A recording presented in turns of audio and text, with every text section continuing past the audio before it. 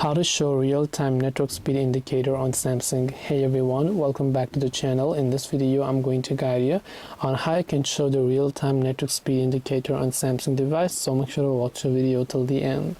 So if you actually want to check the speed indicator on your Samsung device without downloading any third-party apps, well, it is now possible. So just make sure your software is updated to the latest version, and you can simply open up settings. From there, you have to simply go to the option called notifications, and once you go to notifications, you can simply go to the option called advanced settings. There right here you can see show network speed in real time, so you can just turn on this option, and then from there you'll be able to see the network speed load up, and this way you'll be able to actually show your network speed in real time on Samsung. Hope this video was very helpful. If you have got any more questions, feel free to leave them down below.